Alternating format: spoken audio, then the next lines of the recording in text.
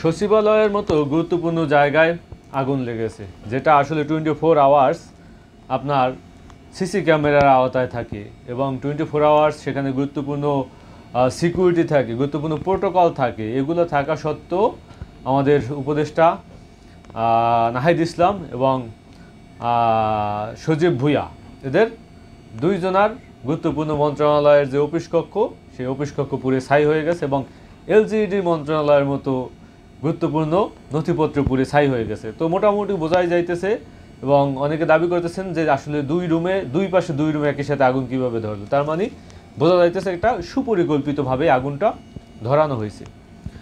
তো দেখেন আসলে একটা অভ্যুত্থানের পর সেই সরকার কিভাবে পরিচালিত হয়, অথবা আপনার একটা বিপ্লবের পর সেই সরকার কাদেরকে নিয়ে কাজ করে। 2016 সালে তুরস্কে এরদোগানের বিরুদ্ধে এইভাবে একটা অভ্যুত্থানের কু করা হয় যে কোনোভাবে আপনার এই তুরস্কের প্রেসিডেন্ট এরদোগানকে ক্ষমতাচ্যুত করা হইবে। তো এই পরিকল্পনা যখন সরকার জেনে যায়, তখন ওই সরকার 1,25,000 সরকারি কর্মকর্তা কর্মচারীকে একই দিনে বরখাস্ত করেছিলেন। দেখেন 1,25,000 সরকারি কর্মকর্তা কর্মচারীকে বরখাস্ত করে দিয়েছেন একদিনে। তার সাথে সাথে সামরিক বাহিনীর বরখাস্ত করেছিলেন 45,000 সামরিক বাহিনীর সদস্য, পুলিশ, র্যাব, বিজিবি এই ধরনের যারা সামরিক বাহিনীতে ছিলেন তাদের প্রায় 45,000 সদস্যকে আপনার চাকরিচ্যুত করেছিলেন। 4,000 বিচার ব্যবস্থার সাথে বিচার ব্যবস্থা এবং প্রসিকিউটর এরকমের যারা ছিলেন তাদেরকে তিনি এরকমের বাছাই করে ধরে 4,000 মানুষকে বা 4,000 সেই সরকারি কর্মকর্তারা তাদেরকে তিনি চাকরিচ্যুত করছিলেন। বহু আপনার সংবাদ মাধ্যম,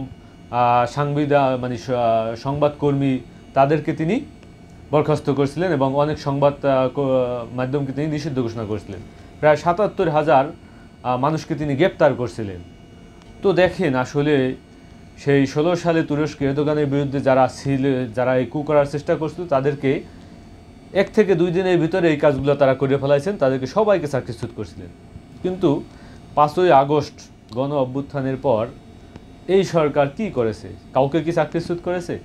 কাউকে কি তিনি চাকরি থেকে বরখাস্ত করেছে? কাউকে কি গ্রেপ্তার করেছে?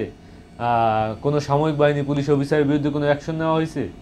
কোনো কিছুই কিন্তু করা হয় নাই বা করতে পারে নাই। মানে এই সরকার আসলে যদি আমরা দেখি যে কিছু উপদেষ্টারা আছেন অভ্যুত্থানে যারা অংশগ্রহণকারী পুরোপুরি সরাসরি স্টেকহোল্ডাররা, তারা দায়িত্বে থাকার পরও কিন্তু আসলে কোনো কিছু করতে পারে নাই।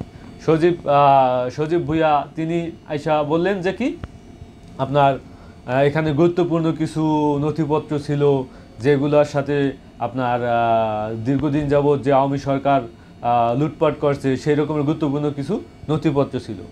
তো আপনি এই 4 মাস পর গুরুত্বপূর্ণ নথিপত্র দিয়ে আপনি কী করবেন? আপনার কি সেই গুরুত্বপূর্ণ নথিপত্রে আদৌ কি কোনো কাজ আছে?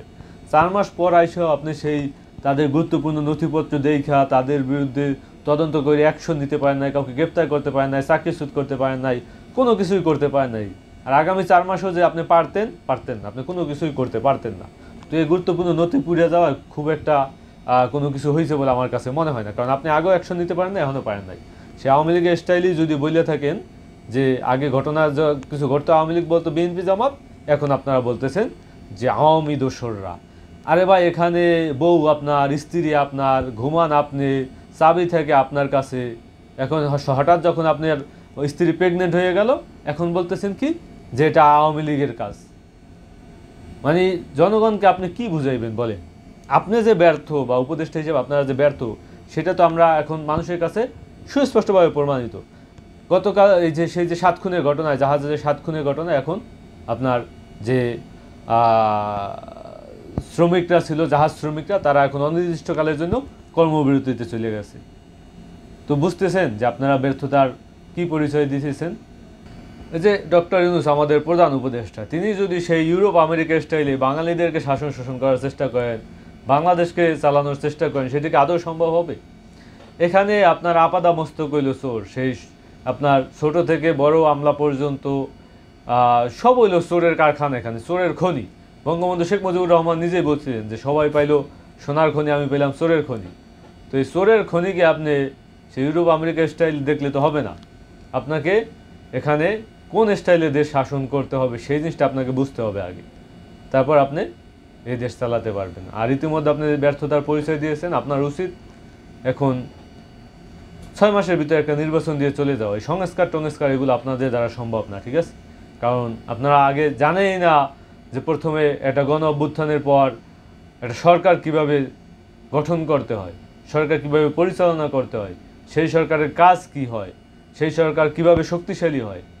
আগে আমরা দেখলাম আপনি আসলে শক্তিশালী তো হতেই পারলেন না, ধীরে ধীরে আপনি দুর্বল হইলেন এবং এখন মনে হয় আপনার হাতে আসলে কোনো ক্ষমতা নেই। দেশ চালায় দুইটা ব্যক্তি, এক হইল আসিফ নজরুল আর এক হইল একজন গুরুত্বপূর্ণ ব্যক্তি, তার নাম না হয় নাই নিলাম। এই দুইটা ব্যক্তির ইশারায় আসলে দেশ চলে।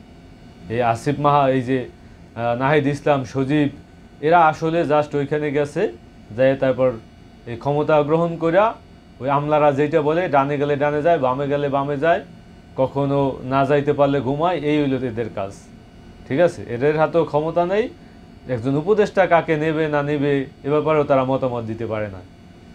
এই যে আপনার রেজওয়ানা, তিনি আইসা প্রেস ব্রিফিং করে স্বরাষ্ট্র, এখানে সচিবালয়ে আগুন লাগছে, সেখানে গুরুত্বপূর্ণ আপনার সেনাপ্রধান আসবেন, সেখানে আপনার স্বরাষ্ট্রমন্ত্রী থাকবেন, সেখানে ফায়ার সার্ভিসের যিনি ডিজি আছেন তিনি থাকবেন, তারা আইসা জবাবদিহিতা করবেন যে কি ঘটনা ঘটেছে,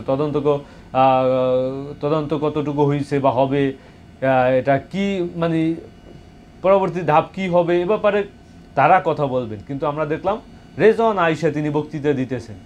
হোয়াট ইজ দিস? পরিবেশ উপদেষ্টা এখানে কি করবেন? আপনি কি মানে প্রেস সচিব নাকি? আমি বুঝলাম না। মানে একটা হজবরালার অবস্থার মধ্যে দিয়ে যাইতেছে। এখানে জবাবদিহি করবে স্বরাষ্ট্র উপদেষ্টা।